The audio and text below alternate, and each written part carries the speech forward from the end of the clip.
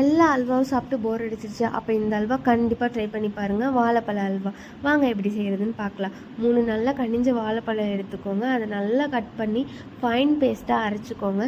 தென் ஒரு பாத்திரம் எடுத்து அதில் கொஞ்சமாக நெய் ஆட் பண்ணி இந்த பேஸ்ட்டை ஆட் பண்ணி நல்லா கலரிகிட்டே இருங்க. கொஞ்சம் கொஞ்சமாக நெய் ஆட் பண்ணுங்கள்.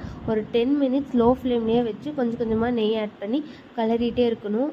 பார்த்தாவே தெரியும் ஒரு திரண்டு ஒரு ஸ்டேஜில். அந்த ஸ்டேஜில் நான் நாட்டு சக்கரை யூஸ் பண்ணியிருக்கேன். உங்கள்கிட்ட என்ன இருக்கோ வெல்லம், சக்கரை எது வேணாலும் நீங்கள் யூஸ் பண்ணிக்கலாம். அதுவும் நல்லா மிக்ஸ் கொடுத்துட்டு நெய்யை இடையில ஆட் பண்ணிக்கோங்க.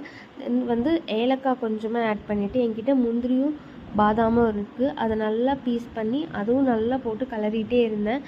இது பாத்திரத்தில் ஒட்டாமல் நல்லா வரும். பார்த்தாவே உங்களுக்கே தெரியும். அந்த ஸ்டேஜில் இருக்கும்போது கடைசியாக நெய் மட்டும் ஊற்றி இதை ஆஃப் பண்ணி வச்சுருங்க. ஒரு பாத்திரத்தில் நெய் தடவிட்டு அது மேலே இது போடுங்க. சூப்பராக இருக்கும் டேஸ்ட்டு.